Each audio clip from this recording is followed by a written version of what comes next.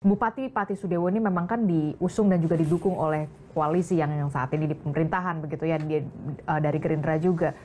Pertanyaan saya kemudian begini, apakah akhirnya ini akan dimakzulkan ataukah kemudian masuk angin?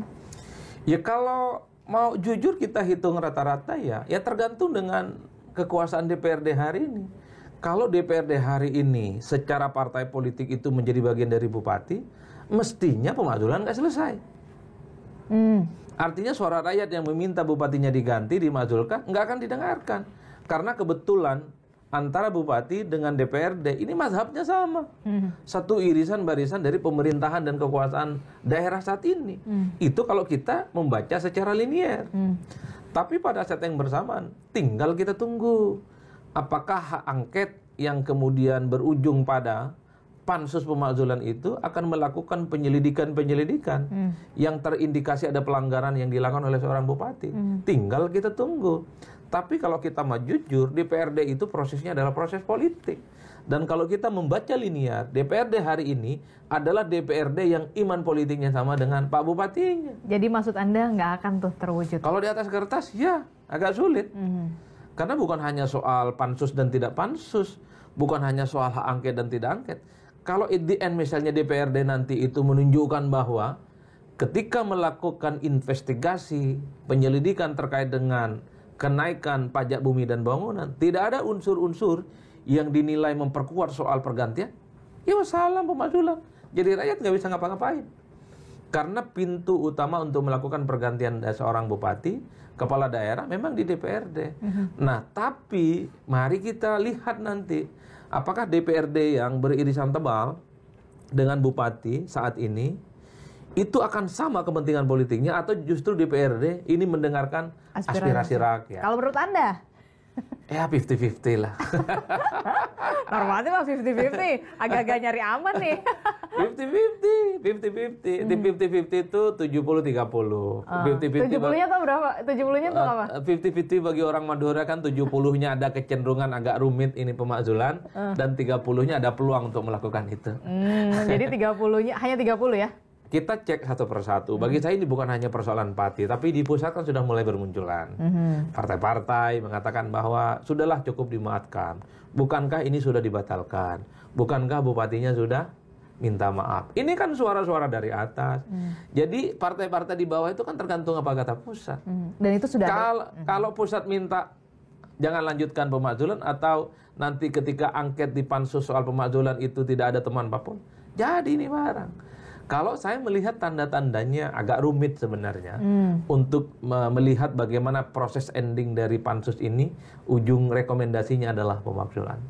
Ya karena gitu, saya melihat ada bagaimana persoalan kedekatan politik partai-partai di DPRD dengan Pak Bupati. Itu kalau kita melihat bahwa pusat dan daerah ini adalah hubungan politik yang kausalitas, hubungan sebab akibat, dan hubungan yang tegak lurus pada pimpinan di pusat. Berarti masyarakat Pati juga harus menelan kekecewaan lagi dong ya, ketika ternyata nanti aspirasinya tidak diindahkan. Tapi sekali lagi Adis, ini kan kita membaca secara formal. Tapi kalau memang nanti at the end itu pansus pemakzulan itu menemukan ada indikasi-indikasi yang kemudian memperkuat bahwa ada sesuatu yang kemudian mengarah kepada pemakzulan, oh ini hebat. Ini hebat. Kenapa ini hebat? Ya tentu sekalipun secara partai beriringan tebal dengan Pak Bupati, ternyata DPRD objektivitas dan rasional untuk menunjukkan ada sesuatu yang memang mengarah kepada pemakzulan itu ditonjolkan. Itu kan yang akan diapresiasi oleh publik. Per hari ini publik masih melihat DPRD itu adalah bagian dari kerja-kerja politik yang dekat dengan bupati secara kepartaian, secara dukungan politik. Kan begitu kan jalan ceritanya. Tapi kalau kemudian nanti ketika ada pansus pemakzulan itu muncul, ada temuan-temuan yang mengarah dan memberatkan kepada Pak Bupati, itu hebat. Artinya apa? Preferensi politik, kedekatan politik, irisan politik dengan Pak Bupati tidak penting. Dan itu yang ditunggu oleh rakyat yang ada dan masyarakat yang ada di Pati.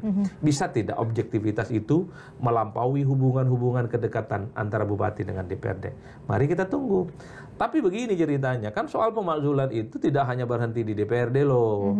Tapi juga harus boleh berlanjut ke Mahkamah Agung. Betul. Iya. Artinya apa? Sebut saja misalnya ini spekulatif ya. Kalau misalnya nanti dalam pansus itu pemakzulan disetujui oleh DPRD Pati, kan langkah selanjutnya adalah di Mahkamah Agung. Nanti kita cek, Mahkamah Agung akan meneliti dan mengadili, termasuk juga akan memutuskan apakah usulan pemakzulan yang disampaikan oleh DPRD itu rasional atau tidak. Waktu kasus Bupati di Jember 2019, DPRD-nya setuju 100% memakzulkan sang bupati. Bupati pertama kali perempuan di Jember. Dikirimlah surat pemakzulan ke Mahkamah Agung. Ditolak. Dengan alasan sang bupati sudah memperbaiki kesalahannya. Enggak lama setelah itu, setelah ada putusan dari Mahkamah Agung di mana pemakzulan itu ditolak, sang bupati happy-happy saja dan masa akhir jabatan politiknya itu selesai sesuai dengan kaedah undang-undang. Artinya apa? Bagi saya mekanisme untuk melakukan pergantian bupati memang ada kanalnya. Tapi ada proses politik dan ada proses hukum. Proses politiknya di DPRD dan proses hukumnya nanti adalah di Mahkamah Agung. Agak beda dengan Bupati Garut 2012. Aceh Fikri dimakzulkan oleh DPRD-nya dan kemudian dikabulkan oleh Mahkamah Agung. Ya, itu dengan selesai kasus, di tengah itu kan jalan. dengan kasus berbeda ya. Kasusnya yang berbeda.